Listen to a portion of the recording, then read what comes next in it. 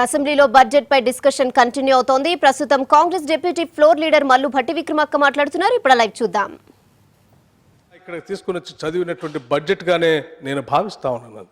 అందుకే ఈ బడ్జెట్ లోతులోకి అంకెల్లోకి ఎంత వెళ్ళినా ఇది అర్థం లేనటువంటి ప్రసంగంలాగే నాది మారుతుంది తప్ప ఈ బడ్జెట్ మీద ఉన్నటువంటి అంకెల పైన దానిపైన సహేతుకంగా నేను మాట్లాడటానికి అవకాశం లేదని నేను భావిస్తా ఉన్నాను అధ్యక్ష. అయినప్పటికీ ఈ బడ్జెట్ ఈ రాష్ట్ర శాసనసభకి ప్రవేశపెట్టారు కాబట్టి దీనిపైన లోతుగా చర్చించవలసినటువంటి ఐఎమ్ నాట్ ఈల్డింగ్ అధ్యక్ష. I'm not yielding. Let me complete it. I'm not yielding అధ్యక్ష.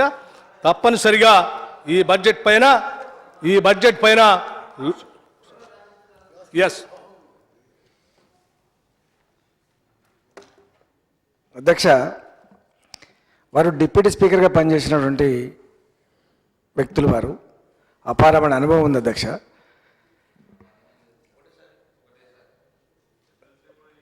కానీ ఎవరో రాసిస్తే చదివిండ్రు ఫైనాన్స్ మంత్రి అనే మాట భావ్యమా అని అడుగుతున్నా అధ్యక్ష. మీకు అంటే ఫైనాన్స్ మంత్రి గారికి అవగాహన లేని మంత్రి, ఈ రాష్ట్ర ఆర్థిక వనరులు ఏందో, ఈ రాష్ట్ర ఖర్చులు ఏందో తెలియని మంత్రిగా మీరు చెప్పదలుచుకున్నారా అధ్యక్ష? ఏం చెప్పదలుచుకున్నారు మీరు అసలు? నేను స్పష్టంగా చెప్పిన, ఇది అవగాహనతో పూర్తి అర్థం చేసుకున్న తర్వాతనే పెట్టబడ్డ బడ్జెట్ అని నేను చదివిన దాన్ని నా ఆన్సర్లో ఉంటుంది. కానీ మీరు ఎవరో రాసిస్తే చదివినటువంటి మాట మాట్లాడడం ఇది తగదు అని చెప్పి మాత్రమే నేను చెప్పదలుచుకున్నాను అధ్యక్ష. మీకు తప్పకుండా మీరు మొత్తం మాట్లాడడానికి సమాధానం 2 గంటలు కాకపోతే 4 గంటల సమాధానం చెప్పేది ఉన్నది. తప్పకుండా చెప్తాం ఎట్లా మేము ప్రవేశపెట్టినాం, ఎందుకోసం ప్రవేశపెట్టినాం. రెండో మాట ఏం చెప్పదలుచుకున్నాను అధ్యక్ష, మీరు అస్తమానం అంటే ఈ రాష్ట్ర ప్రజానికానికి ఏం చెప్పదలుచుకున్నారు? ఈ రాష్ట్రం బాగుపడేది కాదుగా, ఈ రాష్ట్రం మొత్తం వెనుకపోయే రాష్ట్రం. ఆనాడు సమైక్య రాష్ట్రంలో ఉన్ననాడు ఆనాడు ఆంధ్ర పాలకులు కుక్కలు చింపిన ఇస్తరాకైతే ఈ రాష్ట్రం విడిపోతాయని చెప్పిండ్రు. ఈ రాష్ట్రం అడకదిందని చెప్పిండ్రు. ఈ రాష్ట్రం అంధకారంలో మునుగుదని చెప్పిండ్రు. దాన్ని మీరు ఎండార్ చేయదలుచుకున్నా అని చెప్పి నేను అడుగుతా ఉన్నా అధ్యక్ష. ఆనాడు సమైక్య పాలకులు ఏవైతే భ్రమలు కల్పించిండ్రో, ఏ అసత్య ప్రచారాలు చేసిండ్రో వాటిని ఎండార్ చేయడానికి మీరు మాట్లాడుతున్నారు అధ్యక్ష. నేను అడుగుతున్నా, ఐఎస్ తెలంగాణ ఎట్లా బాగుపడుతుందో, ఎట్లా తన కాలం మీద నిలబడుతుందో, ఈ దేశంలో ఏర్పడే 29వ రాష్ట్రం ఎట్లా బాగుపడుతుందో తప్పకుండా సమాధానం చెప్తావు అధ్యక్ష. ఇవాళ ఏమిచ్చింది అధ్యక్ష? ఇవాళ ఆ విషయానికి మాట్లాడడానికి వస్తే మీరు మాత్రమే కారణం, మీకు మాత్రమే అదే వర్తిస్తుంది తప్ప ఇంకెవరికి కూడా వర్తిస్తుంది అధ్యక్ష. ఈ థ్రెడ్మిల్ ప్రయాణం ఏదైతే చెప్పిండ్రో, వడి నడకలని చెప్పిండ్రో, 67 సంవత్సరాల చరిత్రలో నీ పార్టీ నీ ప్రభుత్వం చేసిన విధానాలకు సాక్ష్యం తప్ప మాకు అధ్యక్ష. అది ఒకవేళ చేస్తే అది ఒకవేళ మీకు వర్తిస్తే తప్ప మాకు వర్తించే ఆస్కారం లేదు అధ్యక్ష. ఇవాళ 200 రూపాయలు ఉన్న పెన్షన్ 1000 రూపాయలు భ్రమణ అదేమన్నా? 4 కిలోలు ఇచ్చే బియ్యం 6 కిలోలు ఇచ్చే భ్రమణ ఇవాళ మీరు ఏనాడు కూడా రాళ్ళ రప్పల భూములు పంచిన వాళ్ళు, ఏనాడు కూడా వాళ్ళ క్షేమం గురించి ఆలోచించే వాళ్ళకి 20 నుంచి 21 లక్షల రూపాయలు బ్యాంకుల ద్వారా కాకుండా ప్రభుత్వమే ఇచ్చి 3 ఎకరాలు కొనిచ్చే స్కీమ్ని ప్రవేశపెట్టే భ్రమణ అధ్యక్ష. ఇవాళ ఏనాడు కూడా 50 సంవత్సరాల చరిత్రలో ఈ రాష్ట్రంలో ఒక పేదవాడికి భూమి ఇవ్వాలంటే కూడా చేతకాలే కదా. చివరికి నీ గాంధీ భవన్ పక్కబంటినటువంటి బస్తీని ఆక్రమించుకొని అక్కడ నీ ఆఫీస్ కట్టుకునే ప్రయత్నం చేసినావు కదా. అది నీ సంస్కారం అధ్యక్ష, అది నీ విధానం అధ్యక్ష. మా విధానం అది కాదు అధ్యక్ష. మా విధానం భీమరావు బాడ. ఇవాళ భీమరావు బాడ లాంటి బస్తీలలో మీరు కొల్లగొట్టినటువంటి వాళ్లకు మీరు ఎవరి భూమి మీద గుంజుకున్నారో అలాంటి వాళ్ళకి 3 లక్షల పైసలకు పేద ప్రజానికానికి భూములు ఇవ్వబోతున్నాం, పట్టాలు ఇవ్వబోతున్నాం. గది భ్రమణ అని చెప్పాలి అధ్యక్ష. ఇవాళ మీ సంస్కారం ఏందో, మీ సభ్యత ఏందో, మీ దురదృష్టం ఏందో మీకు వర్తిస్తే తప్ప మాకు వర్తించదు అధ్యక్ష.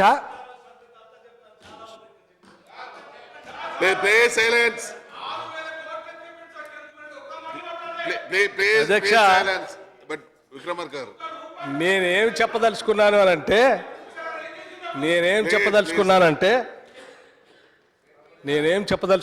అధ్యక్ష, 6 దశాబ్దాలుగా ప్లీజ్ నో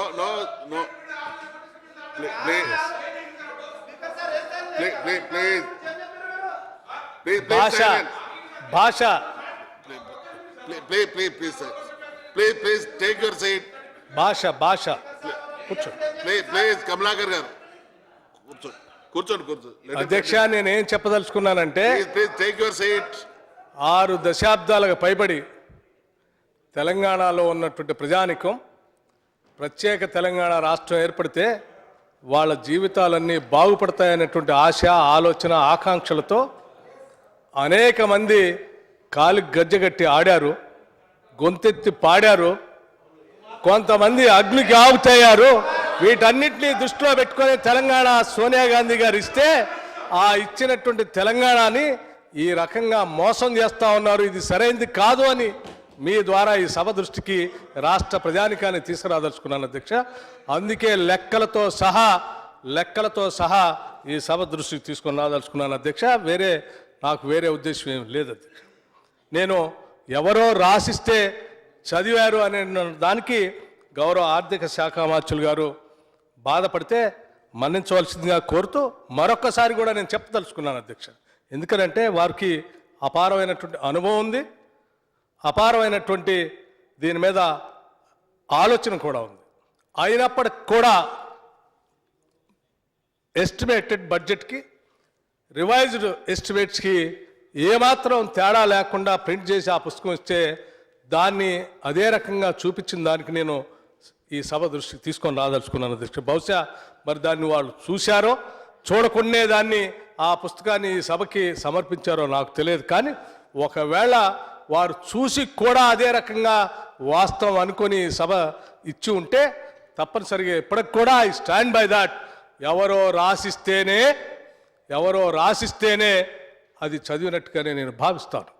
ఎందుకనంటే అవగాహన ఉన్నటువంటి వాళ్ళు ఎవరు కూడా ఎస్టిమేటెడ్ బడ్జెట్కి రివైజ్డ్ బడ్జెట్కి ఏమాత్రం తేడా ఉండకుండా ఉంటుందని ఎవరు భావించరు అధ్యక్ష. ఆ ఉద్దేశంతోనే అన్నాను తప్ప మీకు అవగాహన లేదనేటువంటి ఉద్దేశంతో నేను అనలేదని చెప్తూ అధ్యక్ష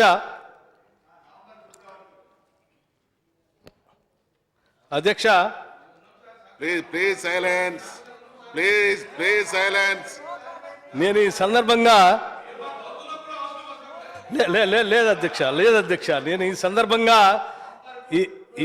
ఈ మొత్తం బడ్జెట్లో అధ్యక్ష, ఈ మొత్తం బడ్జెట్లో 2014-15 బడ్జెట్ చూసిన తర్వాత ఈ మొత్తం బడ్జెట్లో 2015-16కి ప్రవేశపెట్టినటువంటి బడ్జెట్లో ప్రణాళికేతర వ్యయం 63,308 కోట్లుగా, ప్రణాళికా వ్యయం 52,380 కోట్లుగా చూపించారు అధ్యక్ష.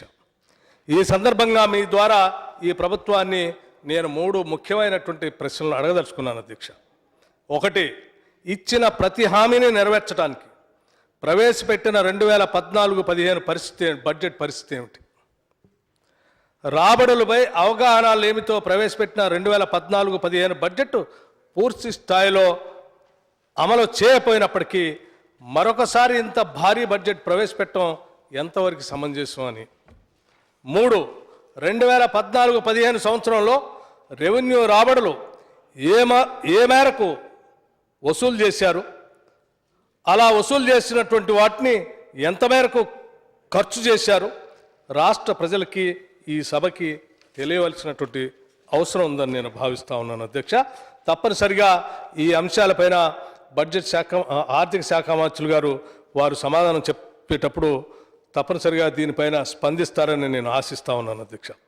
అట్లాగే అధ్యక్ష, గత సంవత్సరం బడ్జెట్ ప్రతిపాదనలో సవరించిన అంకెలతో పోలిస్తే ఈ బడ్జెట్ అంచనాల పెరుగుదల చాలా ఎక్కువగా ఉంది అధ్యక్ష.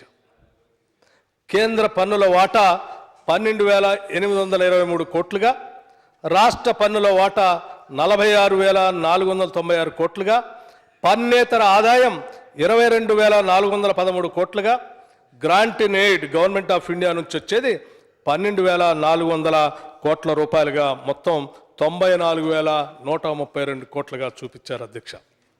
నేను ఈ సందర్భంగా ఒక విషయం మీ దృష్టికి తీసుకొని రాదలుచుకున్నాను అధ్యక్ష. కేంద్ర ప్రభుత్వం నుంచి వచ్చేటువంటి గ్రాంట్స్ ఇన్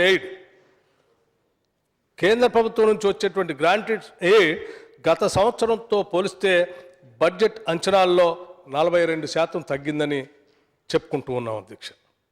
అట్లాగే రెవెన్యూ మిగులు రాష్ట్రంగా ఈ రాష్ట్రాన్ని గుర్తించడం వల్ల 14వ ఆర్థిక సంఘం ఆ రకంగా గుర్తించడం వల్ల వారి సిఫార్సుల వల్ల కేంద్రం నుంచి వచ్చేటువంటి నిధులు కూడా భారీగా తగ్గినట్లుగా కనిపిస్తూ ఉన్నాయి అధ్యక్ష. అట్లాగే కేంద్ర పన్నుల రాబడిలో రాష్ట్రానికి వచ్చే సొమ్ము 32% నుంచి 42%కి పెంచినందువల్ల సంక్షేమ కార్యక్రమాలలో కేంద్ర ప్రభుత్వం ఇచ్చే వాటా కూడా తగ్గిందని మనం మాట్లాడుకుంటున్నాం అధ్యక్ష. మరి ఆర్థిక శాఖ మంత్రులు తన ప్రసంగంలో కేంద్ర ప్రభుత్వం నుండి నిధుల్లో కేవలం గతంలో 14% మాత్రమే వచ్చిందని ఈ సభకు కూడా చెప్పారు అధ్యక్ష. ఇక ఆదాయ వనరుల సేకరణకి మిగిలిన మరొక వీటితో పాటు ఇవి కాకుండా మన ఈ బడ్జెట్కి మీరు చూపించినటువంటి అంచనాలకి ఇంకొక ఉన్నటువంటి ఏకైక మార్గం అప్పులు తెచ్చుకునేటువంటి మార్గం అధ్యక్ష. ఈ అప్పులు తెచ్చుకునేటువంటి మార్గానికి అడ్డంకిగా ఉన్నటువంటి FRBM యాక్ట్లో ఉన్నటువంటి ఇబ్బందుల వల్ల దాన్ని సడలించి మరో 4,000 కోట్ల రూపాయలు గతంలోనే అప్పులు తెచ్చుకోవడం కోసం మాకు పర్మిషన్ ఇవ్వండి అని చెప్పి కేంద్ర ప్రభుత్వానికి మీరు రాసిన లేఖకు కూడా ఇంతవరకు సమాధానం లేదని చెప్తూ మీరు సభలో చెప్పారు అధ్యక్ష. ఈ బడ్జెట్ని ప్రజెంట్ చేసేటప్పుడు చెప్పారు అధ్యక్ష. ఇటువంటి పరిస్థితులు ఉన్నప్పుడు ఇన్ని రకాలైనటువంటి ఇబ్బందులు ఉన్నప్పుడు కూడా మరి ఇంత పెద్ద ఎత్తున ఇటువంటి బడ్జెట్ని మరొక్కసారి ఇంత భారీ బడ్జెట్ని మరొక్కసారి ఎవరిని భ్రమల్లో పెట్టడానికి ఎవరిని తప్పుదోవ పట్టించడానికి ఈ బడ్జెట్ని ఇంత పెద్ద ఎత్తున ప్రవేశపెట్టారని చెప్పి మీ ద్వారా అడుగుతా ఉన్నాను అధ్యక్ష నేను. అలాగే అధ్యక్ష ఇంకొక విషయం కూడా ఈ పన్నేతర రాబడి పైన కూడా ఈ వనరులే కాకుండా ఈ రాష్ట్ర ప్రభుత్వం పన్నేతల రాబడిపై ఎక్కువగా ఆధారపడి ఆదాయాన్ని పెంచుకోవాలని ఆలోచిస్తున్నట్టుగా కూడా నాకు కనిపిస్తూ ఉంది అధ్యక్ష. అంటే ఈ పన్నేతర ఆదాయాలంటే సహజంగా మీరు ఎక్కువగా దృష్టి పెట్టేది ఈ రాష్ట్రంలో ఉన్నటువంటి భూములు అమ్మటమే అధ్యక్ష. గతంలో ఈ రాష్ట్రంలో భూములు అమ్మటం అంటే తెలంగాణ ప్రజానికానికి అన్యాయం చేసినట్టే, అటువంటి భూముల్ని అమ్మటానికి వీల్లేదని చెప్పి ఆందోళన కూడా చేసినటువంటి ఆర్థిక శాఖ మంత్రులు గారు ఈ రాష్ట్రంలో ఉన్నటువంటి భూముల్ని అమ్మి వనరులను సేకరించుకోవటం ఎంతవరకు సమంజసమని నేను మీ ద్వారా అడుగుతా ఉన్నాను అధ్యక్ష. ఇటువంటి ఆస్తుల్ని అమ్మి ఏ రకంగా బంగారు తెలంగాణని నిర్మిస్తారని కూడా మీ ద్వారా ఈ రాష్ట్ర ప్రభుత్వాన్ని అడుగుతా ఉన్నాను అధ్యక్ష.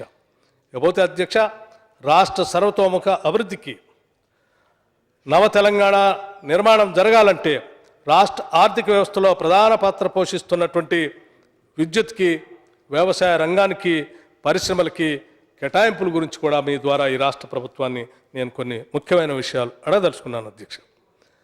ఈ రాష్ట్రం ఏ రకంగా అభివృద్ధి చెందాలన్నా ఈ 3 ప్రధానమైనటువంటి రంగాలకి పెద్ద ఎత్తున నిధులు కేటాయించాల్సినటువంటి అవసరం ఉంది అధ్యక్ష. కానీ ఎక్కడ ఏమాత్రం ఈ రంగాలకి పెంపుదల లేకపోగా మిగతా రంగాలకే మొత్తం నిధులన్నీ కేటాయించి రాష్ట్ర ప్రధాన సర్వతోముఖ అభివృద్ధికి అవసరమైనటువంటి ఈ 3 రంగాలు మాత్రం పూర్తిగా నిర్వీర్యం చేసినట్టుగానే ఈ బడ్జెట్ ద్వారా అర్థమవుతుంది అధ్యక్ష. దీని ద్వారానే మీరు ఈ రాష్ట్ర అభివృద్ధి కోసం, ఈ రాష్ట్ర పునాదుల కోసం ఏ రకంగా లోతుగా ఆలోచన చేస్తూ ఉన్నారో కూడా దీని ద్వారానే అర్థమవుతుంది అధ్యక్ష. వ్యవసాయం, పరిశ్రమల ఉత్పత్తులు పూర్తిగా విద్యుత్ శక్తి మీద ఆధారపడి ఉన్న విషయం కూడా మనందరికీ తెలియదు కాదు అధ్యక్ష. ఈ రాష్ట్రం వచ్చేటువంటి రాబడి GSDPకి ప్రధానంగా ఆ సర్వీసు తర్వాత ప్రధానంగా మూల కారణాలైనటువంటి పరిశ్రమలు కానీ వ్యవసాయం కానీ అత్యంత ప్రధానమైన అధ్యక్ష. అటువంటి దానిపైన మీరు కరెంటు పైన అనేక రకాలైనటువంటి మాటలు సభలో బయట కూడా చెప్తా ఉన్నారు అధ్యక్ష. కొద్ది రోజుల్లో అంటే భవిష్యత్తులో కొన్ని సంవత్సరాల తర్వాత అనేక సందర్భాల్లో నేను టీవీల్లో పత్రికల్లో కూడా చూశాను అధ్యక్ష. రెప్పపాటు కూడా కరెంటు కట్టు లేకుండా ఈ రాష్ట్రంలో నేను చేస్తానని ముఖ్యమంత్రి గారి మాటలు వింటూ ఉన్నాను అధ్యక్ష. రెప్పపాటు కూడా కరెంటు కట్టు లేకుండా ఇస్తానని చెప్తున్నటువంటి ముఖ్యమంత్రి గారు అనేక లెక్కలు కూడా చెప్తా ఉన్నారు అధ్యక్ష. నేను కూడా ఆ లెక్కలు వాస్తవాలు ఏంటో మీ ద్వారా ఈ సభతో పంచుకోవాలని ఆలోచన చేస్తూ ఉన్నాను అధ్యక్ష. అందుకే రాష్ట్రంలో ప్రస్తుతం ఉన్నటువంటి విద్యుత్తు కేవలం 4,320 మెగావాట్లు ఉంటే భవిష్యత్తులో 2018 నాటికి 23,675 మెగావాట్ల ఉత్పత్తిని జరుపుతాం. తద్వారా ఈ రాష్ట్రంలో రెప్పపాటు కరెంటు కూడా లేకుండా ఇస్తామని చెప్పి చాలా సంతోషం అధ్యక్ష. ఇటువంటి కార్యక్రమం చేయాలని మనసా వాచ కోరుకుంటున్నాం అధ్యక్ష. కానీ వాస్తవంలో మనం చేసేటువంటి పనులు కానీ మనం కేటాయించినటువంటి నిధులు కానీ ఈ వాస్తవానికి ఇవి చేయటానికి ఏమాత్రమైన సాధ్యం ఉందా అని ఒకసారి పరిశీలన చేస్తే అధ్యక్ష ఏమాత్రం సంబంధం లేదనేటువంటి అంశాలే లెక్కల ద్వారా మనకు అర్థమవుతుంది అధ్యక్ష.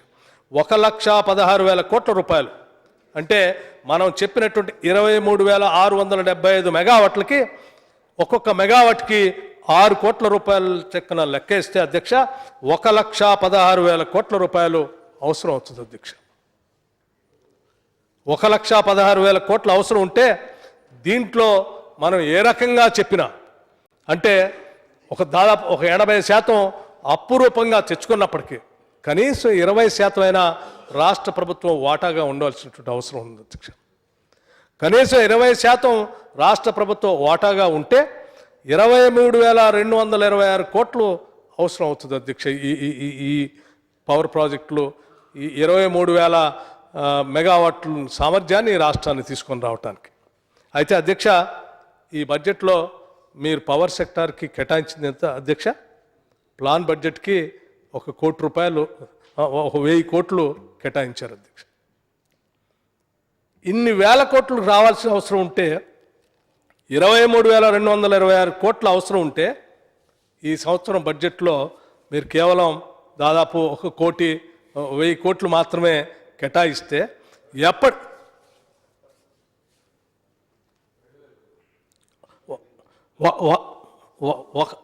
కోట్లు చిల్లర రైట్ లెట్ మీ కరెక్ట్ 2,000 కోట్లని జానారెడ్డి గారు చెప్తా ఉన్నారు సార్. ఒక్కటే మాట సార్, దాంట్లో speaker sir I am not dealing sir, this is not proper sir. ఎట్లా తప్పుదో పట్టిస్తారు అంటే ఎంత తప్పుడు అవగాహనతో మాట్లాడుతున్న విషయం మాత్రం అధ్యక్ష నువ్వు మొత్తం 23,000 మెగావాట్లు అని చెప్పి ముఖ్యమంత్రి గారు చెప్పిన మాట వాస్తవం. పేపర్ కూడా ఇచ్చిండ్రు. దాంట్లో ఛత్తీస్గఢ్ నుంచి కొనుక్కునేది ఎంత, సోలార్ నుంచి వచ్చేది ఎంత, 4,000 మెగావాట్లు ఆల్రెడీ ఎన్టీపీసీ ద్వారా వచ్చేది ఎంత, ఇవన్నీ చెప్పిన తర్వాత మీరు మొత్తం 23,000లో 4,000 మెగావాట్లు తీసేస్తే 2,000 మెగావాట్లు హైడ్రో జల విద్యుత్ తీసేస్తే 6,000 తీసేస్తే 17,000 ఉంది కదా, 17,000కు దానికి గిన్ని కోట్లు అయితే కదా అనేటువంటి తప్పులు లెక్క కాకపోతే ఏమవుతుంది అధ్యక్ష? ఛత్తీస్గఢ్లో కొనుకొచ్చుకునే కరెంటు కూడా మనం పెట్టుబడి పెడతాం అధ్యక్ష. ఎన్టీపీసీలో పెట్టేదానికి కూడా మనం పెట్టుబడి పెడతాం అధ్యక్ష. అందుకని మీకు ఎంత తప్పుదో ఇప్పుడు మాట్లాడండి మీరు మాట్లాడండి, కానీ వాస్తవాలు మాట్లాడే ప్రయత్నం చేయకండి, తప్పుదో పట్టించే ప్రయత్నం చేయకండి. మీరు తప్పుదో పట్టించే ప్రయత్నం చేయకండి, తప్పుడు అంకెలు సభకు తెచ్చే ప్రయత్నం చేయకండి. దయచేసి మీరు వాస్తవాలు మాట్లాడే ప్రయత్నం చేయండి, అప్రిషియేట్ చేస్తే తప్ప. నేను ఇక ప్రతిపక్షంలో ఉన్నా ఏదైనా మాట్లాడగలుగుతాను, ఎన్ని అబద్ధాలైనా మాట్లాడగలుగుతాను. అబద్ధాలు చెప్పడం నా విధి, నా పార్టీ విధానం అని చెప్తే దానికి మీ కర్మ.